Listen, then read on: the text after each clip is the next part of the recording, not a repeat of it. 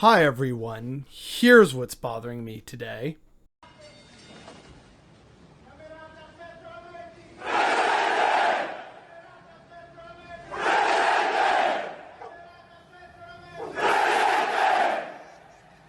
So that is fascism in Italy in 2021. And you would think, given the history of Italy, that they would know and be intimately familiar with why fascism is terrible. And yet here they are, gleefully giving the salute. Oh my God. Seriously, fascism resulted in the ending of the Italian monarchy. So if you're a monarchy state, you shouldn't like that. It resulted in widespread destruction of Italy. It also resulted in the embarrassment of Italy that persists to this day as, haha, Italians can't fight wars. Like, Italians should be among the people most intimately familiar with how and why fascism is terrible and destructive. And yet here you have at least several hundred to maybe 1,000 of them sitting here in a rally throwing the salute, knowing full well where that got them last time. It's just absolutely ridiculous. So yeah, that's where we're starting on the Sunday sum up, and it doesn't get much better, actually. Again, it's kind of like this is the day where I just catch up on all the stuff I didn't have time to catch up and rant about during the week. And there's a lot this week, so let's just slog through the rest, shall we?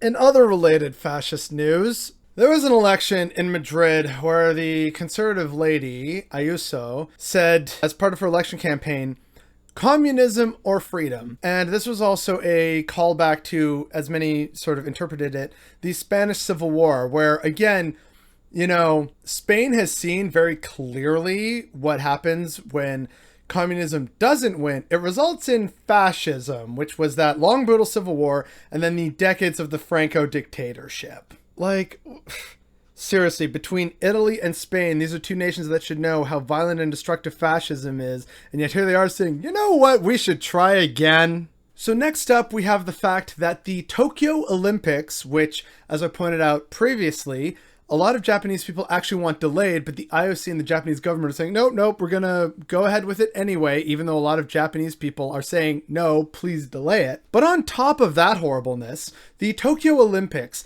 is banning any kind of Black Lives Matter apparel, and they're also going to ban anyone who makes a political statement during the games or during any victory ceremonies, which is rich considering the Olympics have long been, as we saw with Atlanta, a venue for people to air their political grievances and bring attention to very serious issues. Like, imagine actually banning people for taking a knee during a victory ceremony to bring light to serious issues going on around the world. Unreal. Next up, because this is a pandemic, and of course we can't have nice things in a capitalist pandemic, it came to light fairly recently that the Canadian grocery store chain Loblaws has netted $400 million in profit since this whole thing began, and they still decided not to extend pandemic pay to their quote-unquote heroes that were frontline workers and helping keep society running. It's been a year since Loblaws canceled their pandemic pay, if you want to call it that. They canceled that for all their workers, despite the fact that the pandemic continued, and here they are still reaping in a not inconsiderable amount of profit. What happened to frontline workers being heroes? This is ridiculous, and it shows once again why capitalism and this desire for profit just leaves people behind, and we're still supposed to support them because, oh, look, see, for 3 months, they supported workers. You're supposed to support workers 24/7, people. It just reeks of greed during a time when that is so clearly showing to be a destructive force. It is just, or it should be, absolutely unacceptable, and yet here they are getting away with it.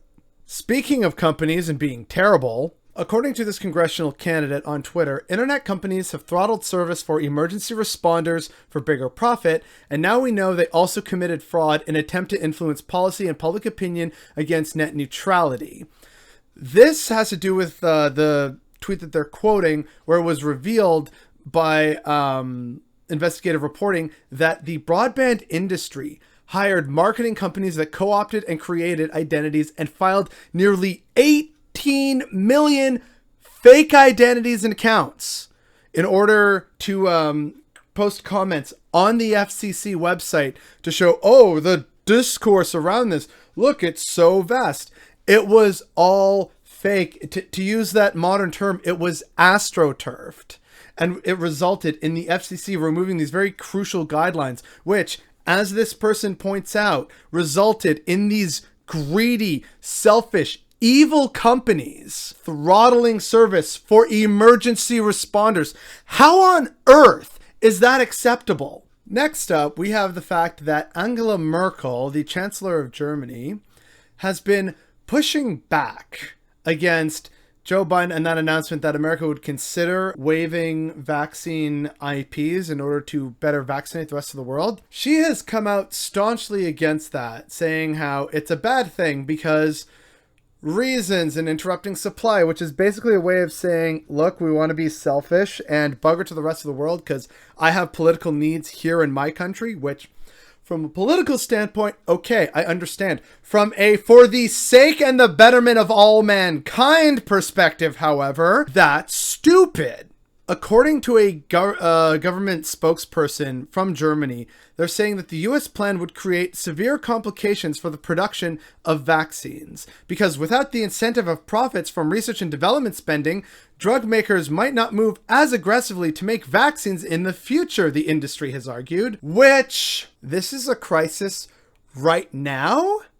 And you'll have plenty of time to make profits later because these governments and this greed has already screwed the situation up so much that it's going to be a long time before we have a sort of global immunity and the world can get back to normal. So don't worry, they'll have plenty of time and money to make more vaccines to be more effective against the more variants that are sure to pop up because we are selfish, greedy bastards. And we are so short-sighted that this is the discourse instead of, yeah, we need to help people so we can actually get this global economy that we rely on back under control so we can reap in more profits. But no, it's always short-term with these selfish, misguided, fucking unwise fools. Either way, this all is going to be debated at the WTO, which, as we've seen with various international things, I'm sure that's going to go over well. Next up, and related to the pandemic, and of course here in good old Canada, it's been revealed that pandemic errors made the Canadian COVID-19 outbreak far worse than it needed to be, and this was revealed to a committee looking into Canada's response. So it was revealed, according to this Globe and Mail article, that poor intelligence gathering on COVID-19, faulty risk assessments on the spread of the virus, and a public health agency that lacked enough scientific expertise all helped make the pandemic worse in Canada than it should have been, a parliamentary committee heard Friday. And there was several hours of testimony by people pointing this out, and you even heard from some people who were frontline workers at airports, hotels, in scientific labs, etc., family doctors' offices. They said that this is ridiculous. What is the government doing? They're not doing this correctly, which is all the more reason that the current system of doing things is terrible. And maybe if we decentralized a lot of things and gave actual power to people and their resources and their labor and their own self-worth and value, then maybe we could have done a lot better at this than the governments who had hoped, well, you know what, maybe we'll just get lucky. That really seems to have been the federal response in the early days. Maybe we'll get lucky, but we didn't properly shut down the borders and air travel. We didn't force people into restrictions. We didn't shut down fully and effectively across all the provinces and nationally. We didn't then immediately undertake programs that would enable more people to not have to suffer and not have to go out and spread while we got contact tracing under control and began really ramping up either in terms of developing vaccines or making sure that we had a strong enough supply of vaccines when they did eventually become readily available. Nope. Instead, all this economic priority crap happened and now we're paying the price. And on top of that, we have these absolutely ridiculous troglodytes going around spreading false information about masks and vaccines and, oh, I need my freedom back, even though, again, they're partly to blame for why this stuff has gone on so long and we are all so tired of it. But a lot of the initial blame can definitely rest with the federal government under Justin Trudeau and dragging their feet because they didn't want to do anything because don't want to upset the apple cart. Well, too late for that now. And here we are because of liberal inaction. Anyway, here's some more terrifying news. It came to light that this, startup company, and I think it's in Mexico, they started this kind of inflatable motorcycle airbag vest, which on the surface, great idea. Here's the catch. If you don't pay reliably this monthly subscription, it won't deploy if you get into a crash. Pay the fee or you die. What stage of late stage capitalism is this exactly? Yeah, this company called Klim introduced a smart airbag whose function is to protect the user against falls and accidents. However, it has a peculiarity. If you do not pay a membership, the device will not inflate. According to what was collected by Vice, the vest called I1 or AI1 has a cost of $400 or just under 8,000 Mexican pesos, but an additional membership must also be paid for it to fulfill its function of inflating at the time of an impact.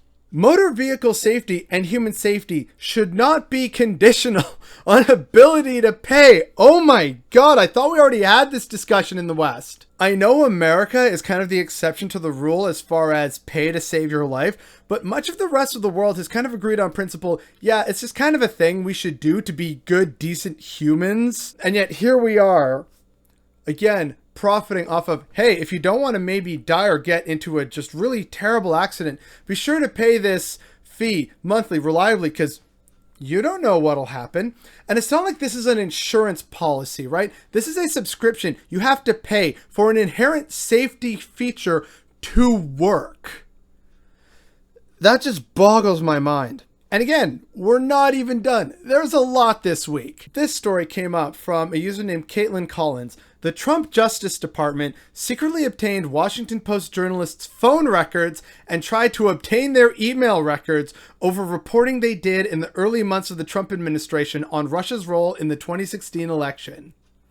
Yeah, that's something totally innocent and democratic governments do. They try and find information to potentially threaten or try and discredit journalists, trying to keep people informed in a democracy. Like, what? That screams corruption. That screams evil. And anyone saying otherwise is a disingenuous party hack. Speaking of terrible things, we're going to bring it back up to Canada once again. A team of Toronto cops conspired to lie in court under oath. Apparently, a team of experienced Toronto police guns and gangs officers conspired together to lie in court in order to justify the decision to detain a man without having the lawful grounds for doing so, a judge has ruled.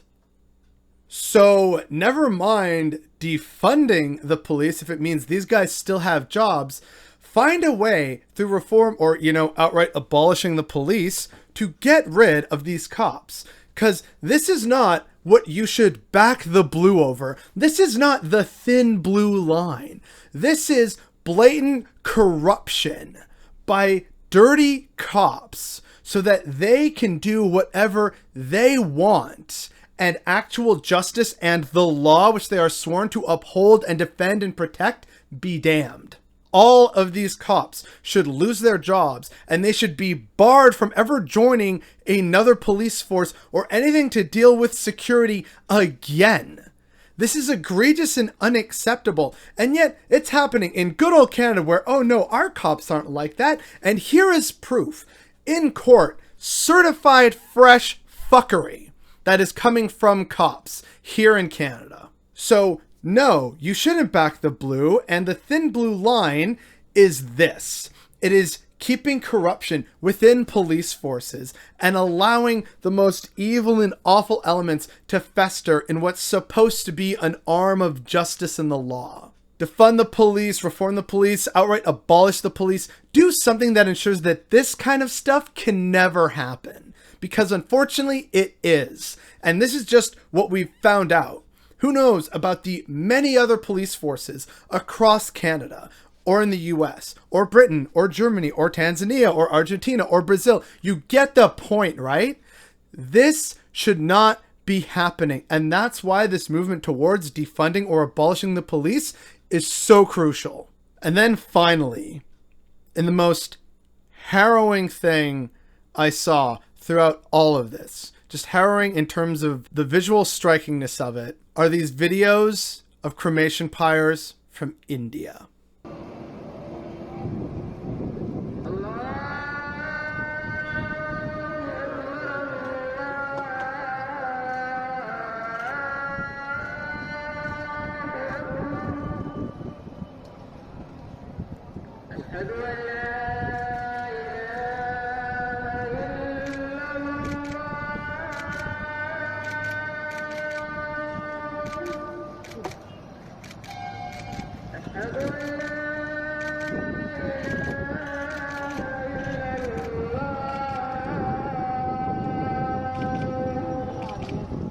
That's a crematorium from northeast Delhi in India, and it serves as a very grim and horrifying reminder that India is suffering. Now, not many people know this, but India is a place that is near and dear to my heart.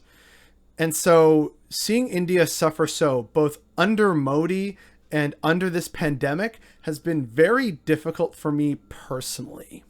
India is, or at least it was, the world's largest democracy, and the fight for equality and fair treatment and striving towards progress to become a fully developed nation continues. People are determined over there, and these people are suffering. Everyone at every level across the subcontinent are suffering. They are suffering because they don't have access to oxygen, to clean water. They're packed into a super tight area. Their governments have failed them. They are watching their friends and their family die every week. What's happening there is a travesty, especially if you know all these people, including greedy asshole Bill Gates. If all these people actually stopped and realized that India represents a significant chunk of the world's population, something like 1 out of every 7 humans is from India itself, never mind its truly massive diaspora across all continents. You can find people from India in Britain, in other corners of Europe, in East and South Africa. You can find them in Latin America. You can find them here in North America. You can find them in Australia and New Zealand. You can find them in the Caribbean. That's why the Caribbean has roti, for God's sake. Indians are a part and parcel of so many communities around the world. They are a fundamental part of the international community and the international economy. It is also where the AstraZeneca vaccine is being made. India is a critical part of the world, and us ignoring them and abandoning them not only hurts the billion-plus Indians, but it also hurts us indirectly. This story, and all these other stories that I've brought to light today, really show the state of things. And if there's an undercurrent to all these stories, it is that greed, this capitalist greed and desire for more money to hoard it away and extract it from those who are desperate and just need help.